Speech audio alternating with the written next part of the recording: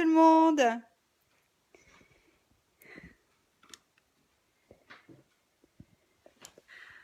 Mais non, c'est pas vrai, j'ai pas le nez qui coule. Je suis pas enrhumée du tout, du tout, du tout. Non, j'ai plutôt la pêche, je suis plutôt en forme, ça va. Peut-être un petit peu fatiguée, mais j'ai pas le nez qui coule du tout. Bon, j'espère que pour vous, vous n'avez pas le nez qui coule non plus. J'espère que tout va bien.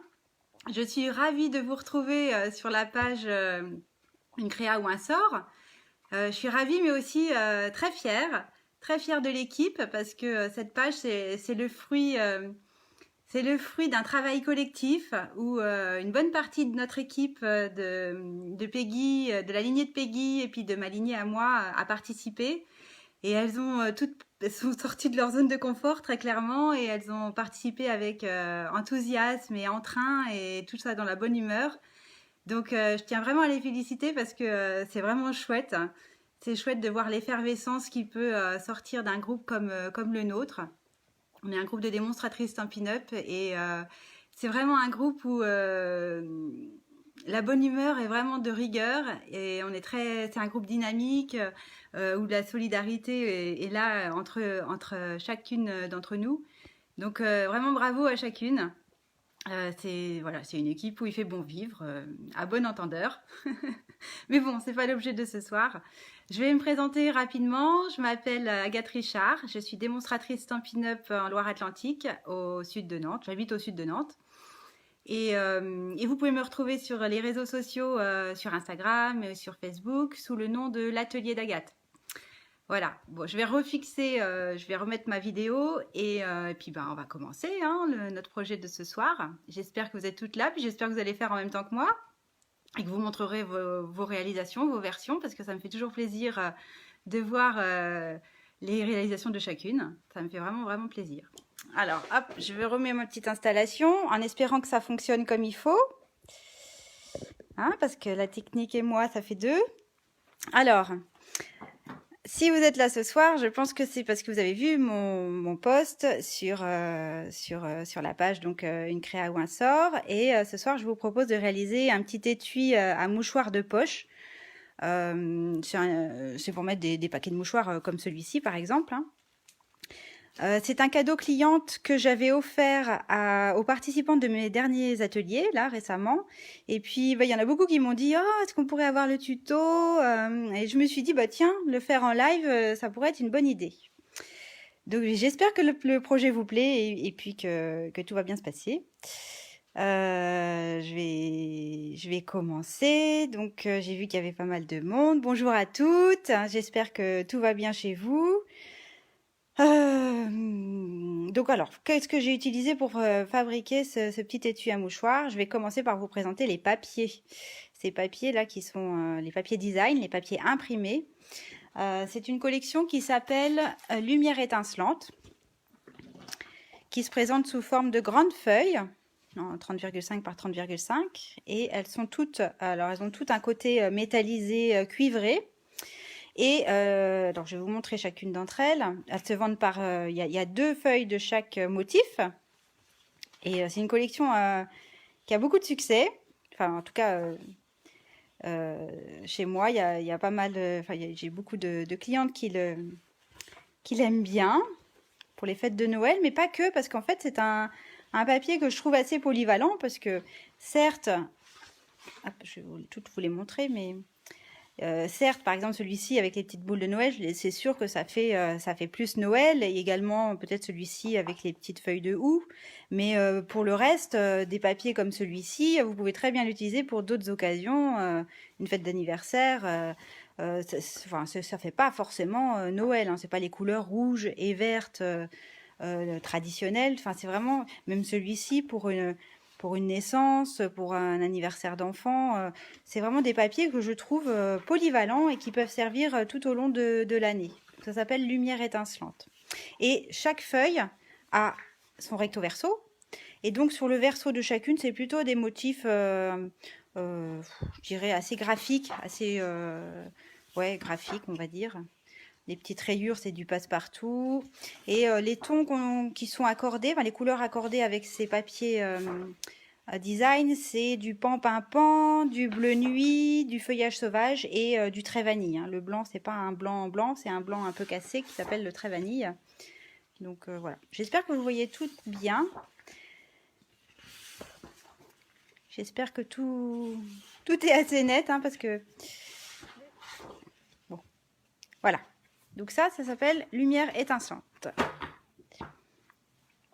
Pour réaliser mon petit étui, vous allez avoir besoin d'une feuille de papier uni de 25,5 par 19.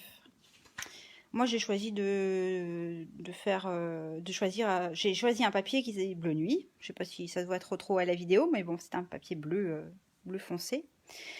Et puis, vous aurez besoin également d'une bande de papier imprimé de 30,5 par 10,5. Alors attention, si vous avez des motifs, faites bien attention que votre motif soit dans le sens paysage, hein, sur la longueur, sur la hauteur de votre bande. Vous aurez besoin d'une petite chute de papier métallisé pour faire en fait la bordure de l'ouverture des mouchoirs. Et puis d'une petite chute de papier très vanille pour faire le tamponnage de l'étiquette et puis le petit gnome. Voilà. Alors c'est parti, est-ce que tout va bien pour vous?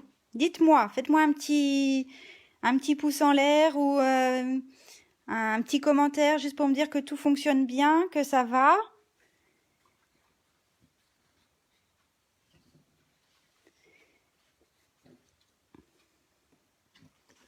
J'ai pas dit bonjour à tout le monde, hein, mais je vous dis bonjour. Hein.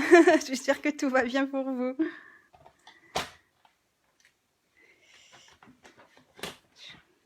Alors, bah écoutez, on va commencer. Donc, vous avez découpé votre morceau de papier uni de 25,5 par 19 cm. Vous allez le mettre dans le sens paysage, dans votre coupe-papier. Et alors, je vous ai fait une petite ardoise. J'ai piqué l'ardoise d'une de mes filles pour vous mettre les mesures. Ce sera peut-être plus simple pour vous de les lire. Donc, sur ce papier, vous allez vous mettre dans le sens paysage. Donc, c'est-à-dire le grand côté en haut de votre coupe-papier. Et, alors, je vais faire attention que les reflets ne vous gênent pas trop. Voilà. Et donc, le grand papier en haut du massicot. Et vous allez marquer des plis. Des plis, alors un premier pli à 5,5, 8,5, 14, 17 et 22,5. Donc c'est parti, 5,5.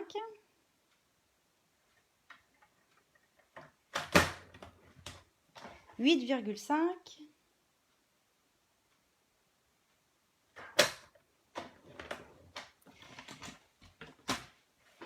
14. 17 et 22,5.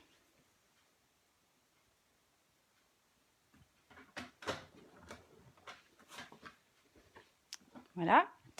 Et alors là, je pense que vous n'allez rien voir du tout. Peut-être avec le reflet. Voilà, vous voyez mes plis. Donc il y a 5 plis. Et dans le sens portrait, donc on retourne son papier de sorte à avoir le plus petit côté en haut du massicot. Cette fois-ci, vous allez encore marquer des plis à 1, 4, 15 et 18 cm. Alors, 1 cm.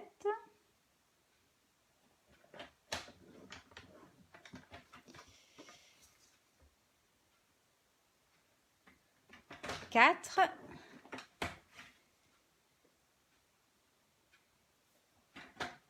15 et 18. Voilà. Coucou Nathalie, coucou Sophie. Voilà, je ne sais pas si vous voyez trop bien. C'est un papier foncé. J'ai peut-être pas choisi la bonne couleur pour faire une vidéo, mais bon, j'espère que ça va aller quand même. Donc, une fois que vous avez, j'espère que c'est bon pour tout le monde. Voilà, j'espère que... Oui, voilà, j'espère que ça va tout pour tout le monde, c'est tout. Une fois que vous avez marqué vos plis, on va réaliser ce petit schéma. Alors, vous inquiétez pas, ce schéma-là, je vais vous le poster après la vidéo, après le live ou peut-être demain matin, on verra. Mais enfin, vous allez la voir. Ce petit schéma, donc on va le faire ensemble, hein. Il faut simplement que vous fassiez attention. Vous avez fait des plis dans le sens paysage. Vous avez fait un premier pli, que je dise pas de bêtises, à 5,5. Donc en fait, il faut que vous mettiez votre feuille face à vous en ayant votre premier pli ici à 5,5 sur votre gauche. Ok? Et puis, on va travailler sur la partie droite. Vous avez ici un carré, un rectangle et un autre carré. On va inciser au ciseau sur les 3 derniers plis. Mais on s'arrête au niveau du deuxième pli horizontal ici. Je vous montre, hein. On incise sur les plis ici. Le premier, en fait, qui est sur la partie gauche. Le deuxième. Et vous voyez, je m'arrête au niveau de mon deuxième pli. J'ai un pli horizontal ici, un premier et un deuxième. Je m'arrête au deuxième, hein. Et on va faire également le troisième. Pli vertical et on s'arrête au deuxième pli horizontal. Ok, ça donne ça.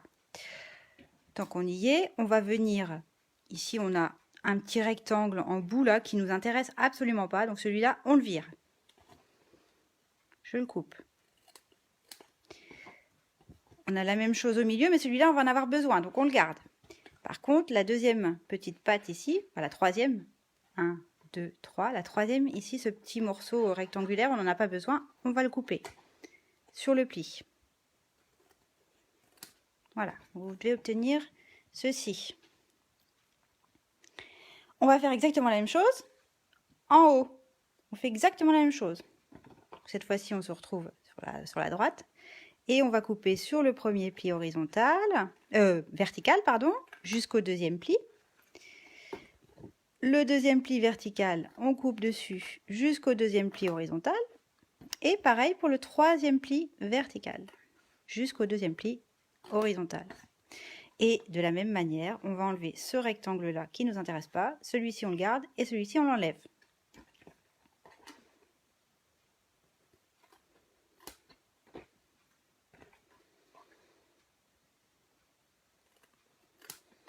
Voilà ce que vous devez obtenir. Je vais me mettre comme ça pour que vous voyez mieux.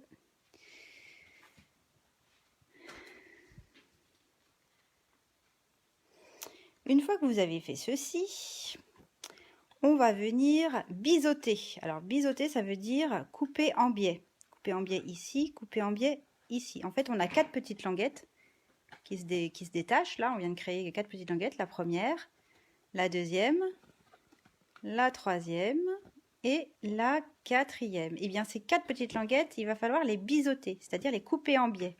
Alors, allez-y mollo, hein, faites pas un gros biseautage, coupez en biais légèrement en allant vers le coin supérieur de chacun des deux rectangles. Rectangles ou presque carrés. Voilà, vous voyez la différence? J'ai coupé en biais sur ma languette. Ne touchez pas au rectangle qui est au milieu, hein. Celui-ci, il reste droit, mais les 2 petites languettes de chaque côté, on va biseauter.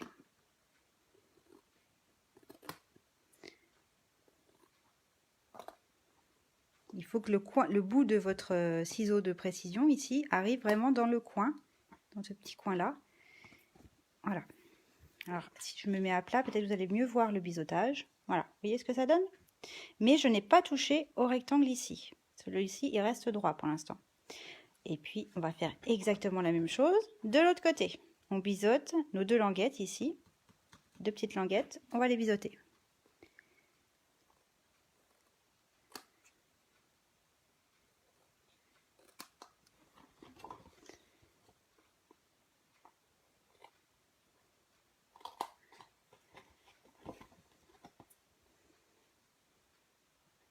Oui, c'est vrai, Marie-Ève est une spécialiste du biseautage.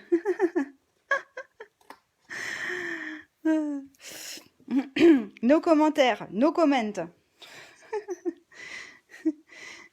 Mais tu me fais bien rire, Angélique.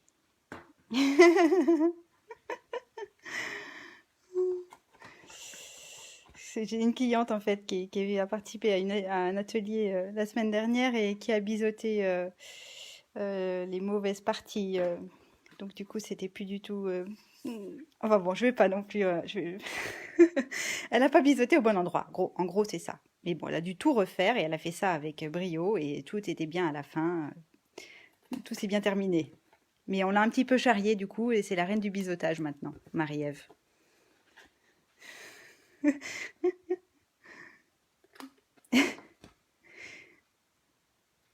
La pauvre. Ah oui, alors du coup, je viens de faire un truc que je n'ai pas du tout commenté, excusez-moi. Excusez-moi, je fais comme si j'étais toute seule. Alors, je reviens sur ce que je viens de faire. Le grand rectangle où je vous avais dit de rien toucher, de rien biseauter. Alors, j'ai dit un petit mensonge parce qu'en fait, on va biseauter très légèrement ces côtés-là. Juste le premier centimètre, en fait, qui est ici. On le biseaute très, très légèrement. Ne le faites pas trop parce que c'est ce qui va vous permettre, ici, de faire l'ouverture. Vous voyez, c'est ce qui correspond.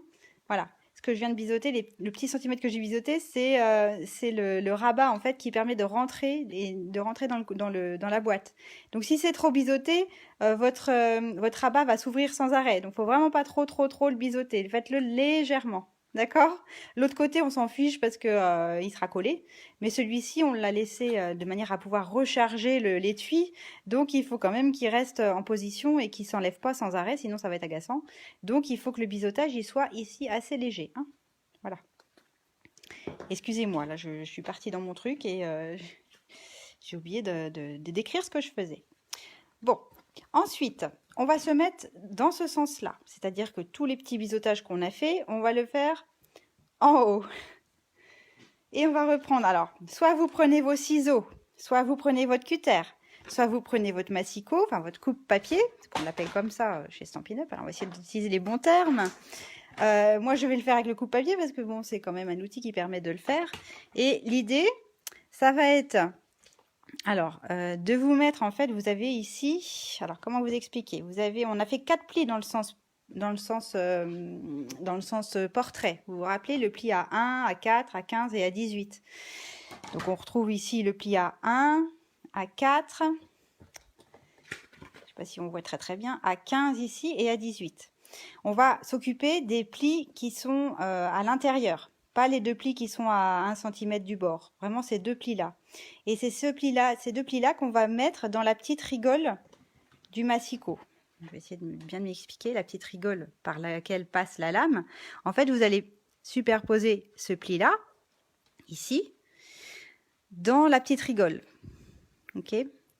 Donc vous devez être à peu près ici à 15 cm du bord, ce bord-là du papier, ça correspond à peu près à 15 cm. Donc moi ce que je fais, c'est que voilà, j'aligne mon pli ici avec la rigole de mon coupe-papier. Je sais pas si je me fais bien comprendre, mais bon. Le pli ici, je l'aligne avec la rigole du coupe-papier.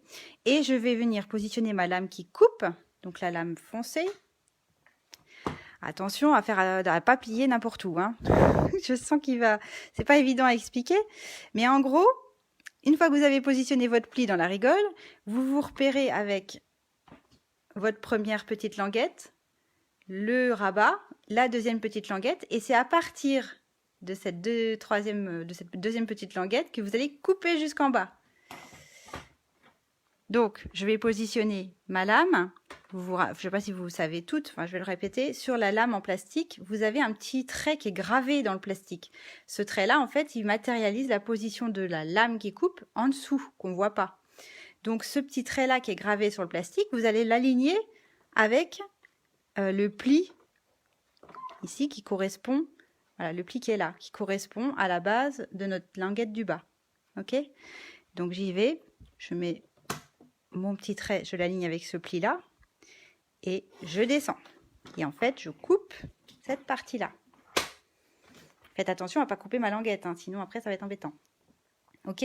Si vous n'êtes pas à l'aise avec votre massicot, prenez des ciseaux, mais le risque c'est de ne pas couper droit ou un cutter. Hein?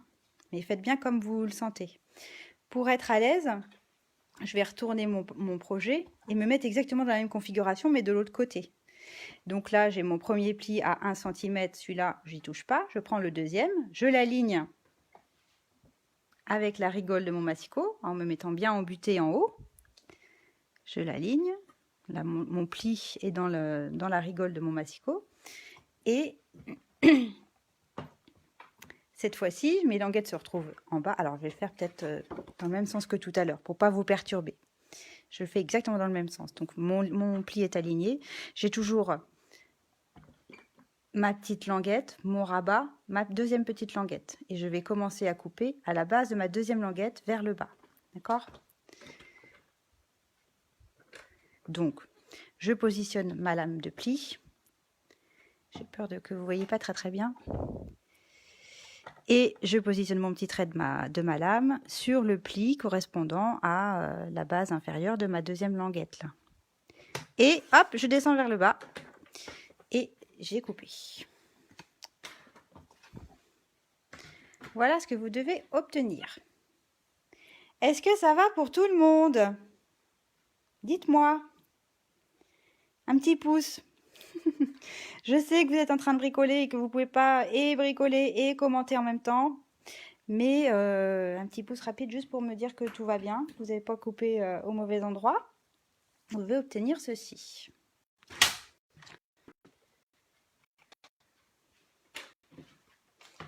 C'est tout bon? On va mettre de côté notre... on va les plis. Alors, pour marquer les plis, moi j'aime bien dire qu'on cache les bourrelets. Donc, en fait, à chaque fois qu'on crée un pli, on a une petite... quand on crée un pli, on a d'un côté du papier, on a un bourrelet, et de l'autre, on a un petit creux. Donc, on se met ça au bourrelet.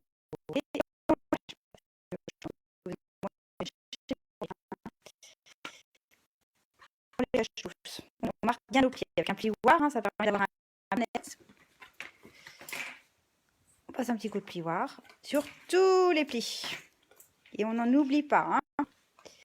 Donc là, je me suis intéressée, j'ai fait tous les plis verticaux. Maintenant, les plis horizontaux. Et on n'oublie pas les petites languettes là de 1 cm qui sont sur les rabats. Les petites languettes. Et de l'autre côté, pareil. Mon rabat, la petite languette de mon rabat. C'est Tigidou, Sophie? Bah, c'est parfait. Alors, c'est Tigidou, ça veut dire quoi? C'est nos collègues québécoises qui utilisent cette petite expression pour dire que bah, c'est tout bon, tout va bien, ça marche, nickel. Voilà, donc c'est Tigidou. Et vous voyez, il y a déjà votre petit étui qui commence à prendre forme. Hein? Si vous repliez l'ensemble, voilà ce que ça va vous donner à la fin. On va mettre de côté notre papier uni et puis on va prendre notre bande de papier imprimé qui doit faire 30,5 par 10,5. Vous allez voir, c'est pas tout à fait 30,5. Hein. J'ai simplifié en me disant, bon, bah, je prends la hauteur complète d'une feuille d'imprimé scrap. Et vous allez vous mettre, alors, dans le bon sens, hein, c'est-à-dire qu'on va commencer par, quand votre motif est dans ce sens-là, dans le sens portrait, on va commencer à couper cette partie-là. Donc on va reprendre le massicot. Et là encore, je vous ai mis les mesures. Voilà, le papier imprimé, donc 30,5 par 10,5. On va couper une première bande à 5. Et à chaque fois que vous allez couper, je vais vous demander d'écrire au dos de votre morceau les chiffres. Le chiffre 1, par exemple le morceau numéro 1. Donc je me mets comme ça, hein. Mon papier est dans ce sens-là, je le tourne. Et dans mon massicot, je vais couper une première bande à 5 cm. Je ne sais pas si vous voyez, j'aimerais bien qu'on arrive à voir les deux, ça serait super. Mais avec mon reflet de lumière, ça ne va pas être top, je le sens. Est-ce que ça va? Oui, ça a l'air d'aller. Donc 5 cm le premier, on le coupe. Tac. Et ce morceau-là que j'ai coupé à 5 cm, je vais marquer le chiffre 1 derrière. Donc faites-le, hein. Le chiffre 1. Je mets de côté. Je continue à couper ma bande sans rien bouger et je vais en faire un deuxième à 5 cm. Et ce deuxième morceau, il va avoir le numéro 2, bien sûr. Le numéro 2. Je le mets de côté. Le suivant, il va être à 2,5. Je vais vous expliquer après pourquoi je vous demande de couper dans cet ordre-là. Et là, je vais mettre le numéro 3 à l'arrière. Le quatrième morceau est de nouveau à 2,5.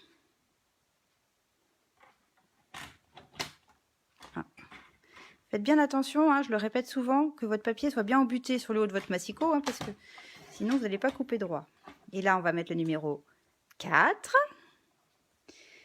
Le cinquième morceau sera coupé à 5 cm. Et il aura le chiffre numéro 5. Et le dernier, je le coupe à 2,5. Voilà. Et le dernier, à la limite, on ne va pas lui mettre de numéro. On va le garder sous la main et on va le couper à la moitié dans le sens paysage. Donc, je vous rappelle qu'ici, ça fait 10,5. Donc, la moitié est à 5,25. Donc, on va le couper en deux. Et on fait 5,25. Je sais, ce n'est pas des mesures très sympas, mais bon, vous faites au mieux entre le 2 mm et le 3, vous faites 25. Voilà, et ces deux-là, ils n'ont pas besoin de numéro parce que ce sera les deux seuls qui auront cette taille-là. D'accord? Mais on les met de côté quand même. Donc, il vous reste une chute de papier dont on n'aura pas besoin, qui pourront servir pour un autre projet. Alors, pourquoi je vous ai demandé de faire ces coupes dans ce sens-là? Tout simplement, alors là, c'est pas le bon exemple parce que mon papier, finalement, il n'a pas forcément une continuité. Mais si vous avez un papier imprimé à motif avec une continuité, comme je vais le faire ici avec mes petites boules de Noël, eh bien, je souhaitais que ce papier-là soit bien continu. La jonction, en fait, la continuité entre ce papier-là et ce papier-là se fasse bien, qu'il y ait une continuité dans le papier. Également, entre ce papier ici et celui-ci, je voudrais que ce soit bien aligné, qu'il y ait vraiment une continuité comme si on avait posé le papier puis qu'on l'avait plié dessus.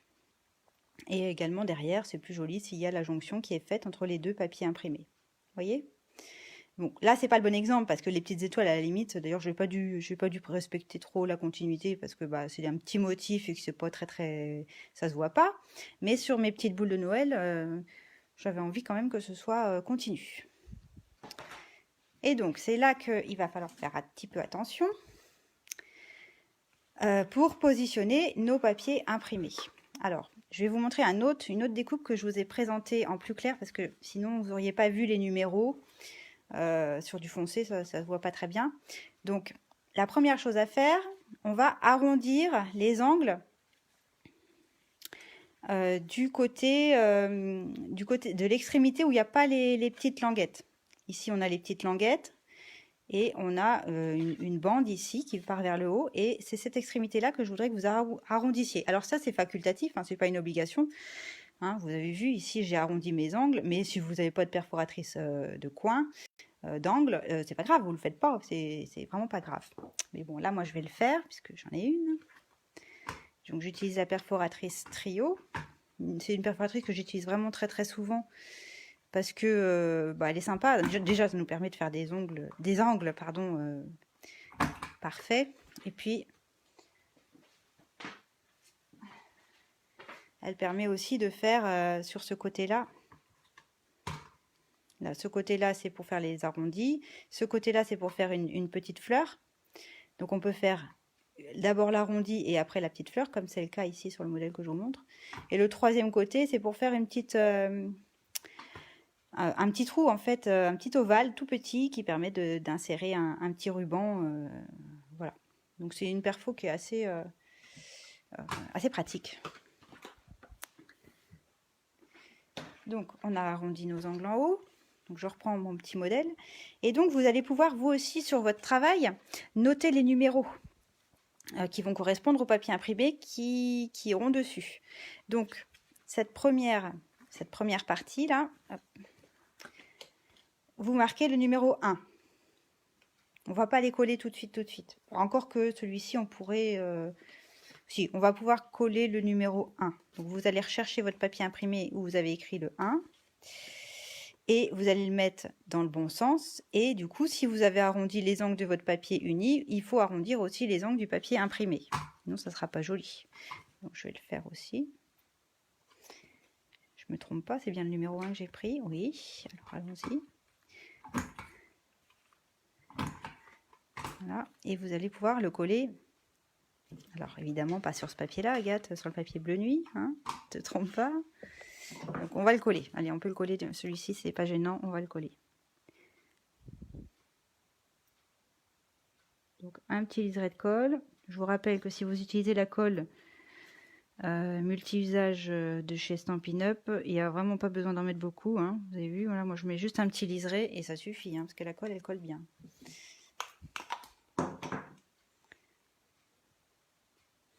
Et on va venir le coller du coup sur la partie numéro 1. En laissant un petit liseré bleu tout autour. Hein. C'est ce qu'on appelle mater le papier imprimé. C'est laisser un petit liseré de papier uni tout autour. Voilà. Ensuite, où se trouve notre numéro 2? Alors vous avez vu que sur cette face-là, je n'ai que le numéro 1. Donc on va retourner et on va partir du bas cette fois-ci. Le bas où il y a nos petites languettes sur le côté. Le grand rectangle ici aura le numéro 2.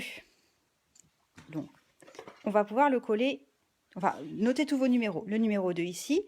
Le petit rectangle ici qui suit le rectangle numéro 2, il s'appelle le numéro 3. Le grand rectangle suivant, il n'aura pas de papier imprimé, donc on ne met rien. Et le deuxième petit rectangle ici aura le numéro 4. Et le dernier, le numéro 5. Je recommence. Sur un côté, on a collé notre papier imprimé numéro 1. C'est le seul qui ira de ce côté-là. On va retourner notre projet. On part du bas. On a une première languette ici où il n'y aura pas de papier imprimé. Le grand rectangle ici porte le numéro 2. Le petit rectangle qui suit le numéro 3. Le grand rectangle suivant, il n'a pas de papier imprimé. Le petit rectangle d'après, il a le numéro 4. Et celui qui suit, le numéro 5. Est-ce que ça va? Vous me suivez? J'espère. Donc là, on va coller le numéro 2. Donc sur mon projet, donc j'avais le numéro 1 ici, donc le numéro 2, il va venir ici. Donc je recherche dans mes papiers imprimés le papier où j'avais mis un 2. Alors pour savoir, vous allez me dire, oui mais je le colle dans quel sens? Alors là c'est une bonne question. Donc pour être sûr, ce que vous faites, c'est que vous remontez rapidement votre boîte. Comme ça. Et votre numéro 2, vous voyez, il va venir dans ce sens-là. Pour qu'il y ait la jonction qui se fasse entre le papier du haut et le papier du bas. Vous avez vu, moi, mes petites boules, elles vont du coup correspondre. J'espère que je suis claire. Donc, pour savoir dans quel sens vous redépliez sans bouger votre papier. Et donc, la réponse à la question, c'est qu'il faut le coller à l'envers. Mes boules sont à l'envers. OK ? Alors c'est parti, on colle le numéro 2. Mais pour celles qui sont rapides, arrêtez-vous là, hein, vous ne collez pas le reste, hein, pas tout de suite. Non, parce que j'en connais, hein, des scrapeuses qui vont plus vite que la musique, et puis qui... Voilà. Et puis qui avancent, et puis en fait, fallait pas le faire tout de suite. Donc un petit liseré de colle, je colle mon papier imprimé dans le sens inverse, et je le colle sur la partie numéro 2 de mon papier uni. Toujours en laissant un petit liseré de colle tout autour. Voilà. Ensuite, c'est là qu'on va venir, je ne vous montre pas le bon modèle, on va venir perforer ou découper la petite ouverture par laquelle sortiront les mouchoirs. Donc moi, j'ai choisi de faire un ovale. Et cet ovale, ce n'est pas une perforatrice, c'est un die. Un die que j'ai pris dans la collection Pyramide d'ovale, que vous allez retrouver dans le catalogue annuel, page 181, qui fait partie pour moi des outils de base. Hein. Enfin, moi, je les utilise très très souvent, tout comme la pyramide des cercles et la pyramide des carrés. Et donc, j'ai utilisé le die lisse. Enfin, l'avantage de ce lot, c'est que vous avez plein de tailles d'ovales différentes, avec un côté tout lisse, Et vous avez les mêmes tailles différentes avec un côté festonné. Tout ça dans le même lot. Donc moi j'ai utilisé le die lisse. C'est le deuxième plus petit. Vous regardez, hein, c'est celui-là le premier plus petit et celui-ci c'est le deuxième plus petit que j'ai utilisé. Si vous les avez chez vous, je préfère vous dire. Mais vous pouvez utiliser autre chose. Hein. Si vous avez une perforatrice qui permet de rentrer, parce que là vous avez quand même cette épaisseur-là, il faut faire attention, il faut qu'il y ait une perforatrice qui soit assez profonde pour pouvoir venir perforer. Je ne suis pas sûre que ça existe, à vrai dire, parce qu'il y a quand même cette bande-là qui va gêner. Mais ça peut être aussi un autre die, d'une autre forme. Après, laissez libre cours à votre créativité. Hein. Exemple de petit étui qui a été fait par Grégory, une de mes filleules, avec d'autres papiers. Hein. C'est la collection Automne en or, je ne sais plus trop comment elle s'appelle. Oui, c'est ça, spécialité d'or. Et elle a carrément mis un petit aimant pour fermer son étui. Moi, le mien, il n'est pas fermé, hein, il reste debout. Elle l'a carrément fermé, donc elle nous a offert ça à toute l'équipe. Et à l'intérieur, elle a utilisé un autre die d'une autre forme qui est sympa aussi.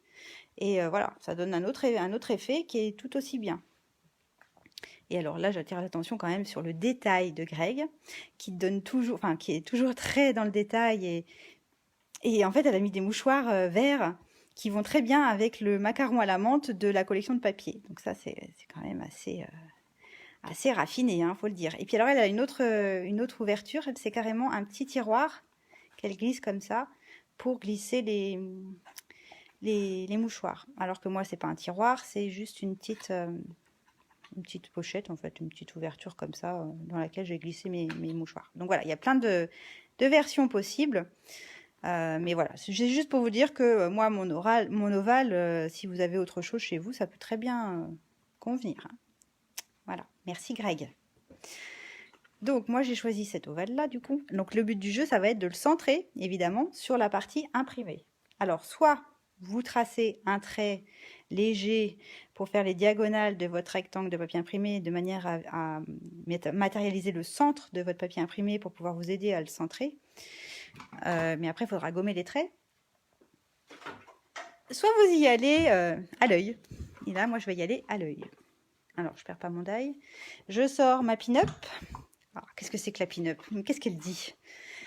Non, je ne peux pas l'appeler la Big Shot puisque c'est une machine maintenant qui est créée, qui est fabriquée par Stampin' Up. Donc, on ne peut plus l'appeler la Big Shot. Et donc, dans le catalogue, elle s'appelle la machine de découpe et de gaufrage. Et pour celles qui me connaissent, elles ont très bien compris que le nom était bien trop long. En atelier, parler de la machine de découpe et de gaufrage, c'est trop long. Donc, on l'a rebaptisée et on l'a appelée la Pin-Up. Stampin' Up, Pin-Up, on trouvait que ça allait bien. Alors,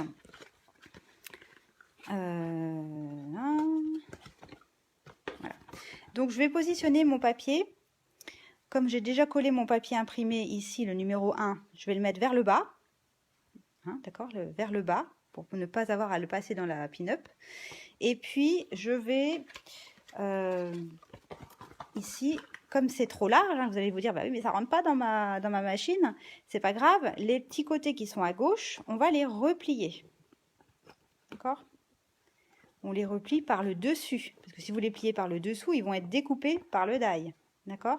Alors que si vous les repliez vers le dessus, ils vont être marqués par le die un petit peu, c'est vrai, mais ils ne vont pas être découpés. Donc là, moi je choisis cette option. Les petits rabats, donc les deux languettes ici, le rabat et la deuxième languette, je les replie par le dessus. Comme ça, ça rentre dans ma pin-up. Et je vais venir centrer. Alors je le fais à l'œil, je me concentre quand même un petit peu. Je vais le centrer. Alors j'ai mis ma plaque aimantée en dessous. Je vais le centrer.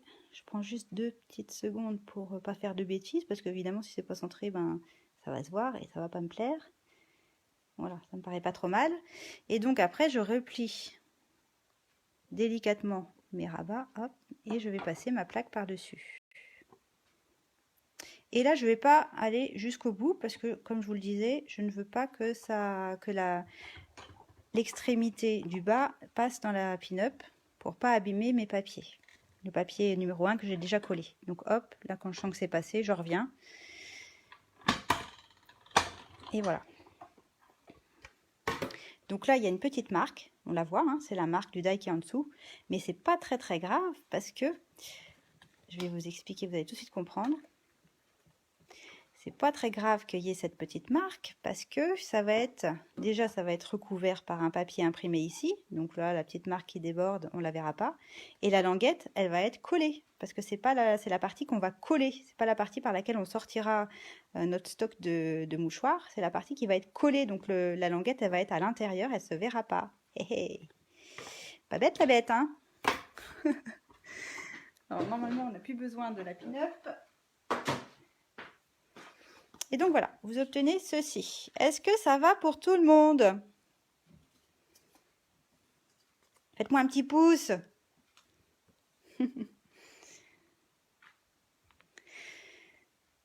Est-ce qu'il y en a qui le font en même temps que moi d'ailleurs? Dites-moi. Parce que si ça se trouve, moi j'attends en me disant, il y en a peut-être qui sont en train de faire, je vais pas aller trop vite. Mais si ça se trouve, vous êtes toutes devant l'ordi à vous dire, on pourrait aller plus vite. Il y en a qui font en même temps que moi? Je sais qu'il y en a au moins une, hein, parce que Delphine m'a dit qu'elle allait inaugurer son nouveau petit coin scrap. Elle m'a envoyé des photos de son petit coin scrap chez elle qu'elle a rénové, qu'elle allait inaugurer ce soir. Donc je suppose qu'elle est en train de bricoler en même temps que moi. Mais il y en a peut-être d'autres. Oui, Angélique, tu es en train de bricoler. Bon, super. Catherine aussi. Ah, bah c'est cool. Je me sens moins seule. Anaïs, pareil. Oui, yes. Bon, c'est bien. C'est bien, c'est bien. Donc, alors, je continue. Delphine. Bah oui, je savais, Delphine, que tu allais le faire. T'as fait un carré, toi, Anaïs? Ok. Marlène, si tu refais en replay, hein, t'oublies pas de m'envoyer des photos, hein, j'aime bien. Et Marie-Ève aussi. Bon, je suppose que le biseautage s'est bien passé. Monique, je suis sûre que tu vas refaire aussi. Bon, bah c'est bien, ça me fait plaisir. Alors, maintenant qu'on a fait Sophie aussi, bah c'est parfait. Elle travaille dans ta chambre? Ah bon? Angélique est chez toi, Françoise? Non, j'ai pas bien compris. Bon, alors bref, on reprend.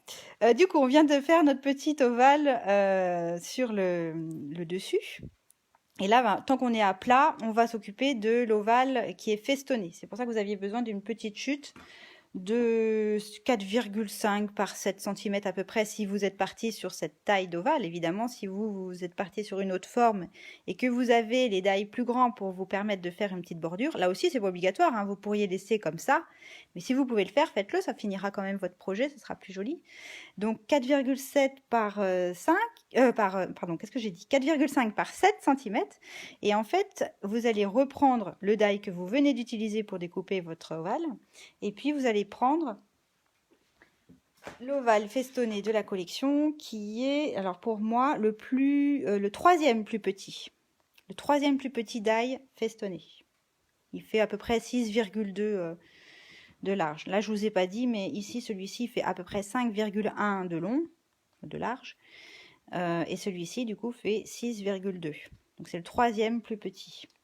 Donc, vous allez, hop, les superposer les deux. Le but du jeu, ça va être de centrer l'ovale qui est lisse à l'intérieur de l'ovale qui est festonné. Là, il y a un léger petit jeu entre les deux, donc faites attention à bien le centrer. Vous le passez à la Big Shot. Alors, avant de le passer à la Big Shot, si vous avez chez vous du scotch double face ou mieux le film adhésif, je ne l'ai pas sorti. Ce film adhésif là que je montre souvent lors de mes lives le mercredi soir, c'est un film adhésif qu'on trouve page 172 qui est super pratique. Enfin, moi, depuis que je l'ai découvert, je m'en sers très très souvent. Ça vous permet en fait de former, de créer un autocollant. Et du coup, si vous collez cet adhésif derrière votre papier que vous voulez découper, et bien après, ce sera bien plus facile pour le coller parce que vous aurez juste à enlever le petit film qui est derrière et ça fera comme un autocollant. Donc sur des die qui sont très détaillés, très ajourés, c'est super pratique parce que c'est un peu fastidieux d'avoir à mettre des petits points de colle sur des découpes très très détaillées.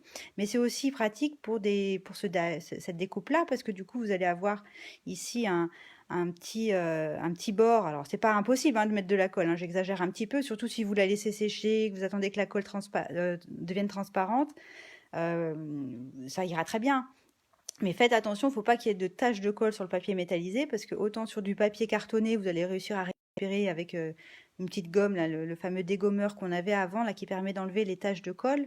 Mais sur du papier métallisé, ben, ça pardonne moins, quoi. Donc là, moi, j'ai préféré mettre du papier adhésif. Là, j'en ai collé un, hein, je peux vous montrer. J'ai collé, en fait, un petit film adhésif, voilà, derrière. Et puis, je vais découper à la Big Shot avec mes 2 die, le festonné et le lisse à l'intérieur. Je passe à la pin-up. Oh, j'ai dit Big Shot, je crois bien. Oh là là, mon Dieu. J'ai dit Big Shot. Pin-up. Et tadam, on obtient ça. Alors, comme je vous disais, j'ai mis un petit film. Donc, je vais enlever mon petit film autocollant.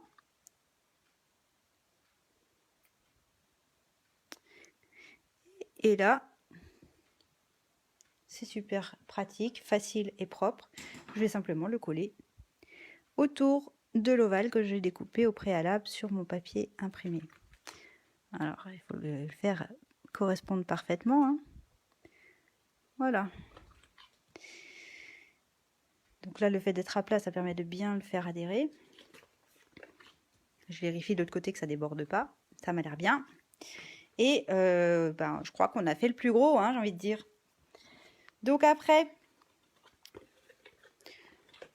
on va continuer à coller nos papiers imprimés. Alors, je ne vous les ai pas fait coller avant parce que si vous passez dans la pin-up, du coup, il y a toujours un risque de marquer votre papier avec les plaques qui sont plus ou moins rayées, tout ça. Vous risquez de marquer votre papier, donc autant attendre et le faire après.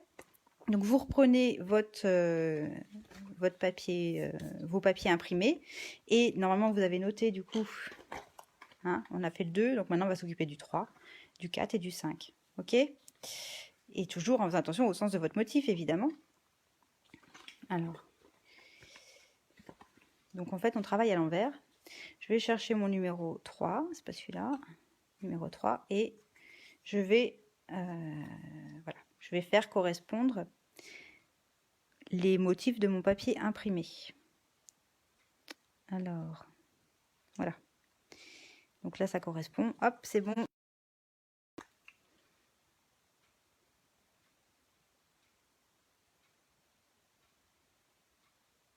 Encore une fois, utiliserai de colle, ça suffit. J'ai collé, c'est tombé, ça m'a échappé des mains. Te trompe pas, c'est dans l'autre sens. Non, c'est pas dans l'autre sens, mais mince. C'était bien. Mais non, c'est pas bien. Oh, bah alors. Oui, voilà, c'est comme ça.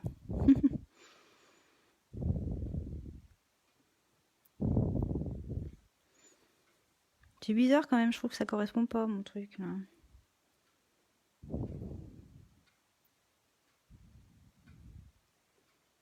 Qu'est-ce que j'ai fait? Ah bah oui, ça correspond pas du tout. Qu'est-ce que j'ai fabriqué? Ouh là là. Attendez, je fais une petite rectification. Là, ça correspond. Ah mais non, mais je l'ai collé à l'envers. Oh mince. Bon, bah voilà, j'ai fait une boulette. Oh, c'est pas vrai. Pourtant, quand je vous ai montré tout à l'heure, ça correspondait bien. Mes motifs, ils correspondaient bien. J'ai collé, voilà. Je vous ai fait ce que je dis, mais pas ce que je fais surtout. Bon, bah voilà, c'est super, c'est raté. Bon, je vais pas pouvoir assurer la continuité entre mes papiers. J'espère que vous, c'est bon de votre côté. C'était dans l'autre sens qu'il fallait le mettre, puisque ma jonction ne correspond pas. Bon, génial. Bon, bah écoutez, j'ai fait une boulette. Je suis désolée. J'espère que pour vous, c'est bon. Est-ce que vos raccords se font bien? J'ai collé en fait ce papier-là, j'aurais dû le coller dans l'autre sens. Et voilà, j'ai fait une boulette, j'ai pas bien... En plus, il me semblait bien avoir vérifié avant, bon, enfin, comme quoi. Bon, allez, c'est les aléas du direct, hein, excusez-moi. Dites-moi par contre, vous, si c'est bon. Dites-moi, rassurez-moi. Bon, bah, il n'y aura pas de raccord, hein. C'est pas grave, hein. Il sera joli quand même, mon étui. Hein. Oui, il sera joli quand même. Mais ça aurait été mieux avec le raccord des papiers, Agathe. Bah oui, j'aime bien. Dites-moi si c'est bon. Pour une fois que c'est toi qui rate, ben oui, tu vois, comme quoi ça arrive à tout le monde, hein. Ça arrive à tout le monde. Bon, c'est pas très vilain, hein. Au pire, c'est pas très grave. Puis là, il va y avoir mon étiquette. Bon, Il n'y a que moi qui vais le savoir, et puis vous, forcément, puisque vous avez assisté à la boulette. Mais dites-moi si vous, c'est bon, là, celles qui font en même temps que moi, rassurez-moi, dites-moi si pour vous, le raccord se fait bien. Oui, ah, et les autres? Ah non, mais c'est... ouais, ouais. Ah, ça m'énerve, ça m'énerve. En fait, le mieux, finalement, c'est peut-être vraiment de le faire en montant sa boîte, en faisant petit à petit pour être sûr que le raccord se fasse bien. Voilà, j'ai peut-être été un peu vite et pourtant j'avais vérifié, mais ça s'est mis euh, un peu chez les autres, les blagues. Oh. Oui, parce que pendant mes derniers ateliers, j'avais donné des gages aux participantes qui faisaient une petite boulette. Et le gage, c'était de me ramener des paquets de nounours de guimauve parce que j'adore ça. C'est pour ça qu'Angélique parle de paquets de nounours de guimauve, c'est mon péché mignon. Bon, et les autres, c'est bon? Dites-moi si c'est bon. Enfin, dites-moi surtout si là, le raccord entre votre petit panneau du haut et le haut est correct. Est-ce que la jonction se fait bien? Bah, au moins, l'avantage d'avoir fait la boulette, c'est que vous vous en souviendrez quand vous referez l'étui et vous ferez attention, hein? Bon, allez, hop, tant pis, hein. Donc là, pour notre numéro... Ah, toi aussi, tu t'es trompée, Anaïs, mince. Bon, alors, là, on va essayer de pas faire... on va pas faire... Bon, je crois que je vais laisser tomber les raccords, hein, parce que ça m'énerve. C'est un vrai... En fait, c'est un puzzle. Ah, voilà, c'est comme ça. C'est comme ça. Là, c'est bon, hein, vous êtes d'accord, le raccord, il est bon. Oui, en fait, le mieux, c'est de prendre des papiers sans raccord. Effectivement, ça, au moins, on est sûr de ne pas se tromper. Donc là, vous avez vu, il faut arrondir nos deux angles du haut. Alors, allons-y. Oh, la prochaine fois que je fais un live, je ferai un papier sans raccord. Comme ça, je ne m'embêterai pas. Il n'y a pas de risque de boulette. Oh. Bon, je suis contrariée.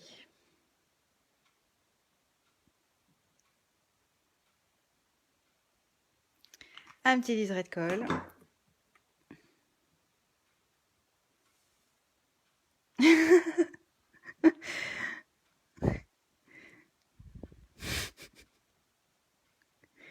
Oui, c'est les boules de Noël.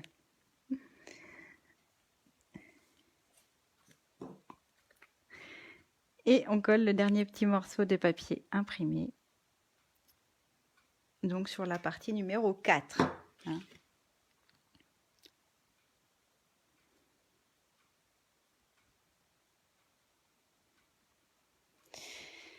Voilà. Bon, ben là, le raccord, il est bien. On va, tant qu'on y est, vous aviez aussi tout à l'heure découpé. Alors, on va le faire après, parce que... On va le faire après.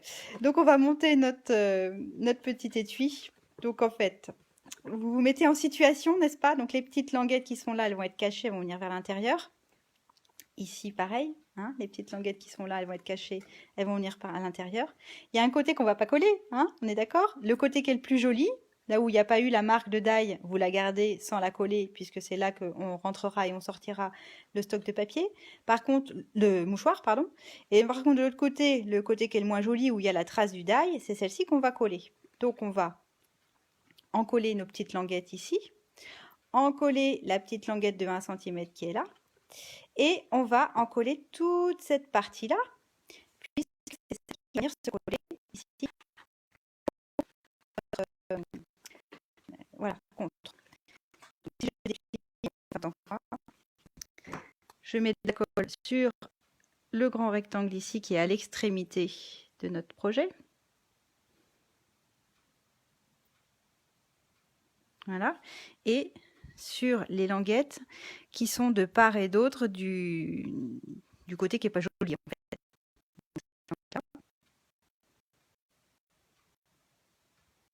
Cette languette là. Et la petite languette de 20 cm ici, qui ne se verra pas. Ça va, c'est Tigidou? J'espère que vous passez un bon moment. Hein.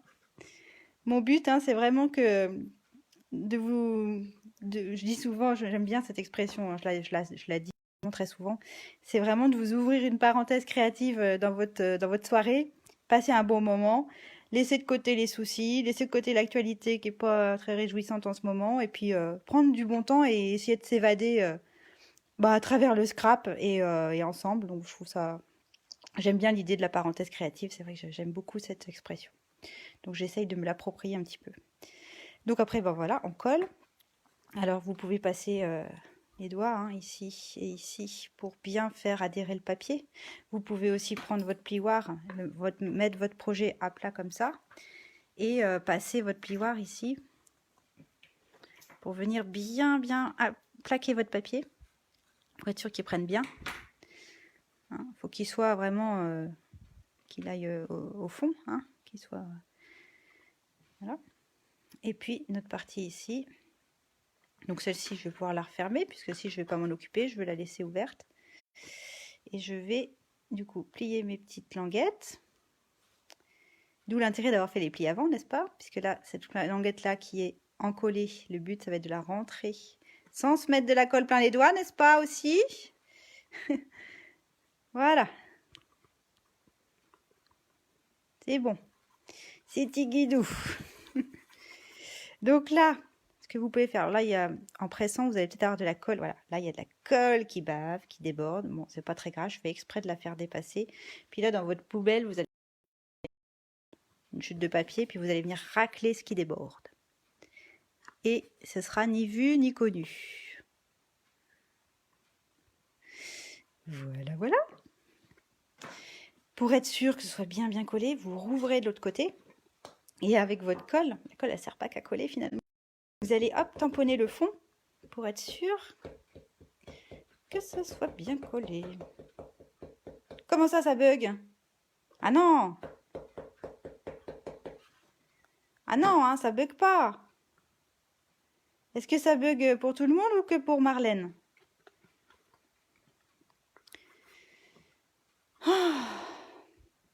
Alors ici, ce que j'ai pas montré tout à l'heure, vous l'avez peut-être vu, quand on ouvre la partie pour pouvoir insérer nos mouchoirs à l'intérieur, ici j'ai fait une petite encoche pour que ce soit plus facile en fait à ouvrir. Là, du coup, j'ai un petit emplacement qui me permet d'attraper la languette, c'est plus facile. Alors c'est aussi pas obligatoire, hein, c'est aussi facultatif, mais moi j'aime bien le faire. Donc là, vous pouvez prendre n'importe quel autre. Par moment, ça bug? Ah bon? Ah, ça c'est la faute de mon mari qui regarde la télé, je suis sûre. Bah mince. Le micro? Oh mince. Oh non, mince.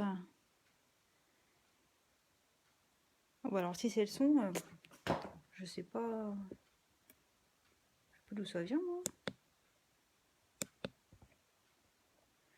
Oh. Bah, je suis désolée, je sais pas résoudre mon problème là comme ça, donc je vais continuer. Mais donc j'étais en train de vous dire de faire une petite encoche ici avec une perforatrice cercle.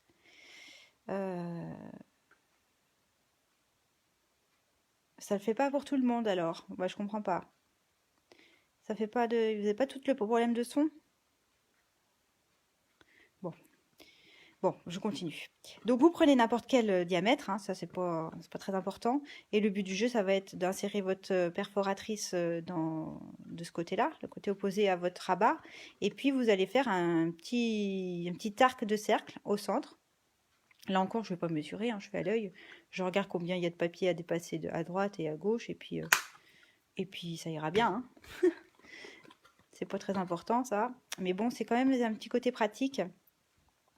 Voilà, petit côté pratique et puis ça finit le truc, ça fait un truc un petit peu pro quoi, hein, on va dire ça. Et donc nos deux petites languettes qui restent ici, on va venir les coller sur les rabats. Donc faites attention au sens, hein, n'est-ce pas? Allez, c'est parti. Un petit liseré de colle sur nos deux petits rectangles.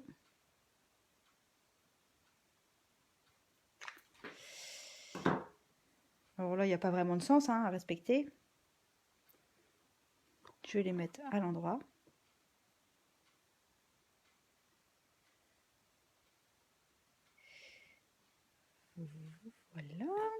et l'autre. Bon, là, on ne sait pas trop quel est l'endroit à l'envers, hein. C'est pas grave. Et on fait toujours attention à le centrer et à laisser un petit liseré de papier uni autour.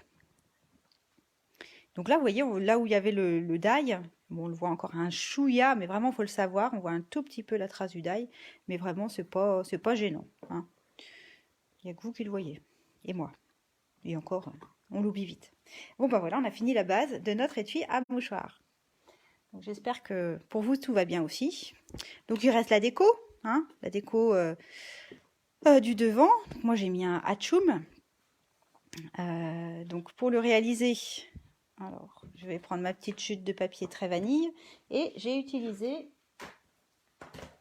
le die que j'adore. Pas le die, qu'est-ce que je raconte? Les tampons qui s'appellent Faire la différence. C'est un tampon alphabet avec 2 polices d'écriture, une police un petit peu cursive, un petit peu courbée, puis un alphabet avec une police plus classique, on va dire, plus classique.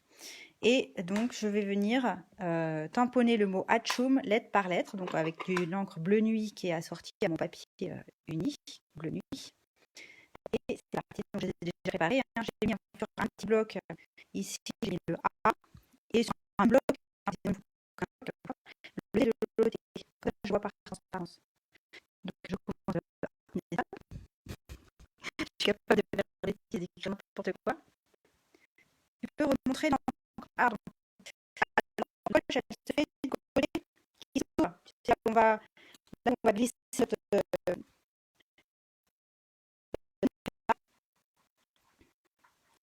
et donc l'encoche, elle se fait ici avec une petite perfo, une petite angle. Ici, puis tu choisis de faire un arc de cercle plus ou moins prolongé en le centrant sur la largeur. Voilà. J'espère que c'est bon. Et là, en fait, ça te permet d'ouvrir et de fermer facilement ton petit rabat. Donc, j'en reviens sur mon petit tampon. Je veux écrire hatchoum. Donc, j'ai pris la première lettre. Ensuite, je retourne mon bloc et je vais tamponner le T, puisque par transparence, je vois ce que je fais. Deuxième bloc, le C.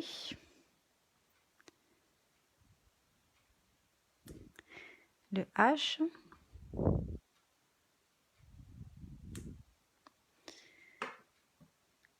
Le O.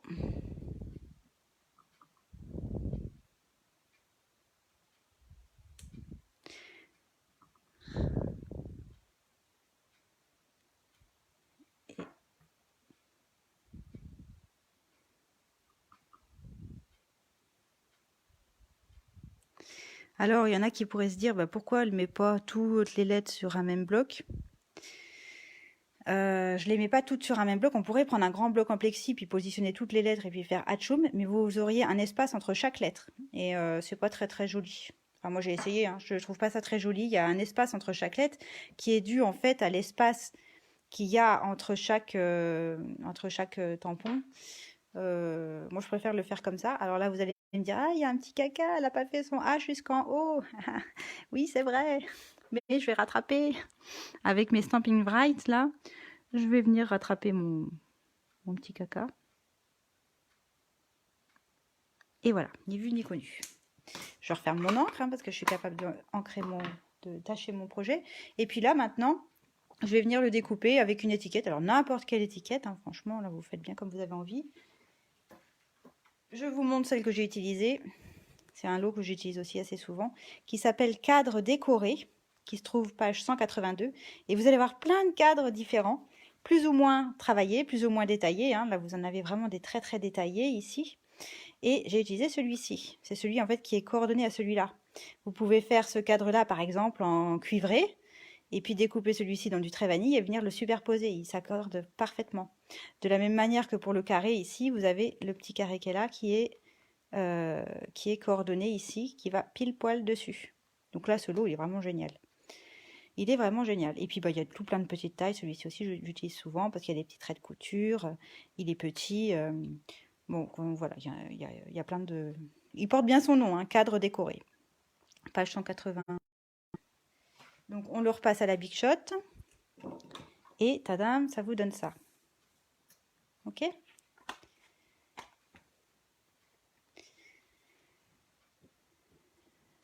Et puis, donc, il vous reste à le coller sur votre projet. Alors, il faut aussi que vous réfléchissiez au projet que vous allez mettre à côté, hein. Moi, j'ai mis un petit gnome parce que celles qui me connaissent, elles savent que c'est mon set préféré. Hein, c'est ce set de tampons-là qui s'appelle Noël chez les gnomes, que j'adore. Et puis celui-là, c'est vraiment mon préféré. J'aime beaucoup, beaucoup ce set-là. Je trouve que les petits textes sont assez sympas. Ah oui, pardon, j'ai dit Big Shot. Non, vous le passez bien sûr à la pin-up, hein, ce die à la pin-up. Ah, j'ai pas encore pris l'habitude, hein. Je fais encore des erreurs. Donc oui, mon petit gnome ici. Donc vous allez le tamponner avec de la mémento. Tac. Avec de la mémento sur votre chute de papier très vanille. Et puis, vous allez le coloriser avec les feutres, les marqueurs à alcool. Alors, je ne sais pas s'il y en a qui ont regardé la vidéo que j'avais programmée pour notre week-end créatif sur la page une créa ou un sort. J'ai fait une petite vidéo sur l'utilisation des marqueurs blend et comment coloriser avec les feutres à alcool. Ce sont des feutres à alcool. Donc, je ne vais pas refaire la démonstration. Bien évidemment, vous irez voir en replay la vidéo. Elle est disponible hein, sur la page. Vous verrez comment moi je procède pour coloriser mes tampons. Donc, il se trouve que, voilà, je l'ai déjà fait. Et donc il faut, avant de coller votre petite étiquette, il faut déjà que vous imaginiez ce que vous allez mettre à côté. Donc moi j'ai envie de la coller de travers et de coller mon petit gnome comme ça. L'étiquette, je vais la coller directement sur le papier et le gnome, je mettrai une petite mousse 3D.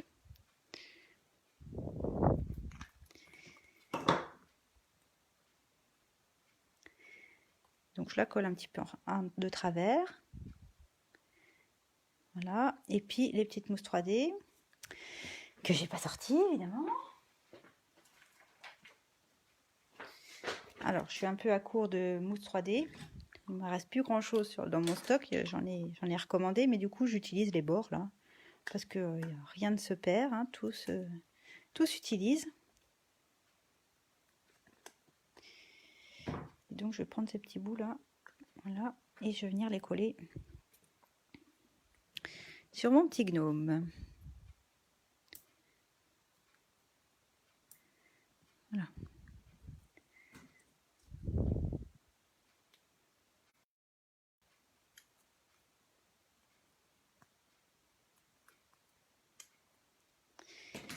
Et voilà, mon petit gnome qui a le nez tout rouge parce qu'il éternue. Lui, il a vraiment le nez qui coule. Et voilà, le projet est terminé. Donc après, bah, vous ouvrez un paquet de papier. Hein. Je fais pas de pub, hein. J'ai pris celui-là au hasard. N'importe quel papier, n'importe quel mouchoir. Des longs mouchoirs, hein, parce que des fois, il en existe des plus petits. Prenez des longs, évidemment. Et puis, vous allez normalement pouvoir glisser un paquet entier sans difficulté à l'intérieur. Et refermer le tout. Voilà. Bon. Et puis finalement, mon raccord, hein, il se voit plus trop. Hein. On fait pas trop attention à ça en fait. On est surtout attiré par la décoration et puis par l'utilité du petit étui. Je crois pas qu'on fasse trop attention au raccord. Hein. Donc finalement, celle-là, je la garde quand même. Et puis, c'est pas bien grave. Bon, finalement, c'est derrière qu'on le voit le plus le raccord. Je l'ai pas raté derrière. Hein. Voilà. Donc, bah écoutez, bah j'ai terminé. J'ai passé un bon moment avec vous. Ça m'a fait plaisir. Je prends toujours beaucoup de plaisir à faire mes lives et à lire vos commentaires. C'est sympa. J'espère que ça vous aura plu. Surtout, si vous refaites, parce que vous allez le refaire, n'est-ce pas? Eh bien, vous m'envoyez des photos en commentaire. Alors, soit sur les commentaires de cette vidéo-là, sur la page Une créa ou un sort, mais je vais aussi je vais la partager sur ma page à moi, la page qui s'appelle l'Atelier d'Agathe. Donc, vous pourrez aussi mettre des commentaires sur cette page-là. N'hésitez pas parce que ça me fait toujours plaisir. Et puis, pareil, si vous avez des questions, si vous avez besoin de quelque chose, vous n'hésitez pas à me contacter. Je vous répondrai avec grand plaisir.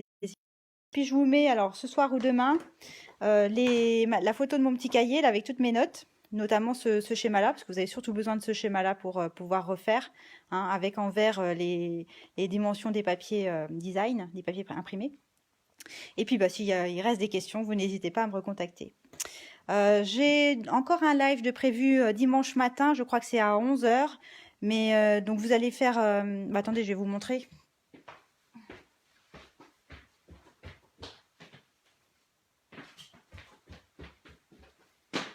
C'est un petit porte-Ferrero super facile pour mettre sur vos tables de Noël. mais qui peut être décliné pour une autre occasion, hein, un baptême, un anniversaire, ou puis même pas forcément une occasion, on peut aussi décorer sa table comme ça, par plaisir. Donc c'est un projet qui est très simple, hein, qui est carrément plus simple que ça. Encore que ça, c'était pas très compliqué, on est d'accord. Mais là, c'est vraiment quelque chose qui va pas durer très très longtemps. Que je ferai peut-être avec mes filles d'ailleurs. On fera peut-être ça à 4 mains ou à 6 mains, on verra. Mais voilà, qui permet voilà, de faire une petite création sympa, rapide et pas compliquée. Voilà. Donc ça, c'est dimanche à 11 h. Voilà, voilà. Bon, bah écoutez, je vous souhaite une bonne fin de soirée. Et puis à très très bientôt. Je vous embrasse bien fort. Prenez soin de vous, prenez soin des autres. Et à très vite. Bye bye.